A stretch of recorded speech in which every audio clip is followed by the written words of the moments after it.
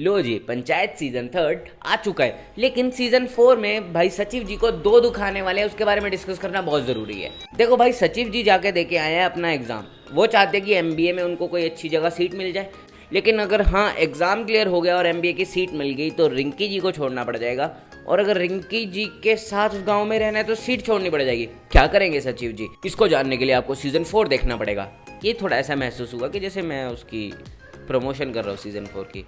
अबे यार, क्या ही बोलता रहा हूँ मैं। वहीं दूसरी तरफ रिंकी जी का दुख तो हमें पता ही है, क्योंकि सचिव जी के आने से पहले उस पूरे गांव, फुलेरा गांव में, पश्चिम हो पूर्वी हो कोई भी क्यों ना हो भाई, वहाँ पे कोई भी लड़का नहीं था। हमें पूरे 3 सीजन में 24 एपिसोड आ चुके हैं, लेकिन एक और लड़का मिलना मुश्किल ही नहीं, नामुमकिन सा लगा है। अब जो पंचायत की शूटिंग वैसे तो आपको यूपी की दिखाई गई है कि यूपी के एक गांव की, लेकिन वैसे अगर ओरिजिनली देखा जाए तो ये मध्य प्रदेश का एक गांव है, वहाँ की शूटिंग है। चलो इन चीज़ों को रखते हैं साइड में और बात करते हैं कि सीजन 3 है कैसा। क्या तुम देख सकते हो, 8 एपिसोड है। अगर टाइम का बताऊँ तो कुछ एपिसोड्स 40 to 45 मिनट्स के हैं, कुछ 30 to 35 मिनट्स के हैं, और आखिरी एपिसोड आपको बड़ा देखने को मिलेगा 50 मिनट्स का। सबसे पहली बात, अगर स्टोरी या प्लॉट की बात करें तो ये एक बेसिक लाइन पे चलती है कि एक पंचायत है, उसमें एक हमारे सचिव जी हैं, एक प्रधान जी हैं जो असली में प्रधान नहीं है, उनकी वाइफ प्रधान है लेकिन बोला उनको प्रधान जाता है। तो ये सारी कहानी इनके आसपास घूमती है कि भाई उनकी प्रधानी नहीं जानी चाहिए।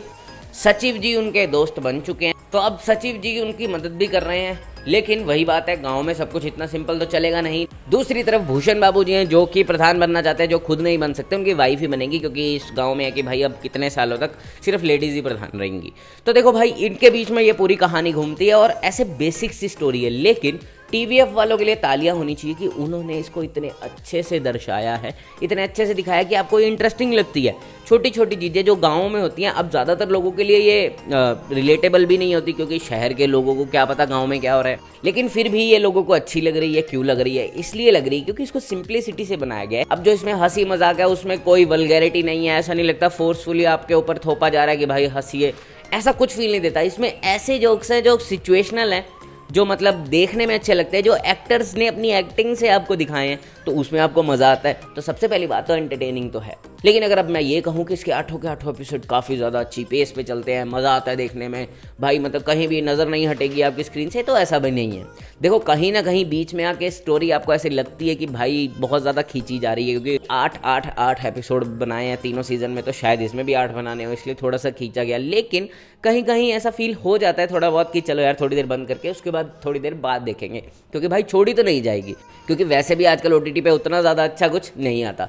तो हाँ, मतलब देख सकते हो, लेकिन बीच में एक आधी ब्रेक मार सकते हो आप। फैमिली के साथ देखना बिल्कुल, बोलते हैं ना कि थम्स अप जाता है, कोई ऐसी बात नहीं, कोई ऐसा सीन नहीं। अगर लव स्टोरी दिखा भी रहे हैं तो आप ये समझिए इस लेवल का है कि जो रिंकी जी और हमारे सचिव जी हैं, वो दोनों पूरी सीरीज़ में एक साथ बैठते नहीं हैं। अब उनको गाड़ी में एक साथ बैठाने के लिए जो रिंकी जी की फ्रेंड है वो बोलती है कि बैठ जाइए, तो वही सबसे हाई मोमेंट है इस पूरी लव स्टोरी का। तो आप खुद समझ सकते हैं कि फैमिली के सामने बोलते दिल खोल के अपने हॉल में लगाइए और देखिए, कोई डरने की बात ही नहीं है। बाकी एक्टर्स तो सब मंजे हुए हैं ही, टीवीएफ वालों के ऊपर हमें कोई शक है ही नहीं, वो कास्टिंग भी अच्छी करते हैं, बनाते भी अच्छा हैं, तो भाई कोई शक वाली बात ही नहीं है, सबने सही परफॉर्म किया है। अगर कंक्लूड करके बताऊँ तो एक अच्छी सीरीज़ है जिसकी स्टोरी थोड़ी सी बीच में कहीं कहीं बीच में बोरिंग होती है हल्की फुल्की, लेकिन फिर भी आपको एंटरटेन करती है। कि आप ये बताइए कि कमेंट में क्या इसका सीजन जल्दी आपको चाहिए, या फिर ऐसा ही ठीक है कि भाई 2-2 साल के बाद इसका एक सीजन आ रहा है, 2020 में पहला, फिर 2022 में, अब 2024 में, तो क्या भाई ऐसा ही चलना चाहिए? कमेंट में ज़रूर बताना। बाकी मिलते हैं किसी और वीडियो में। This is Rupam Sharma signing off. जय भोले।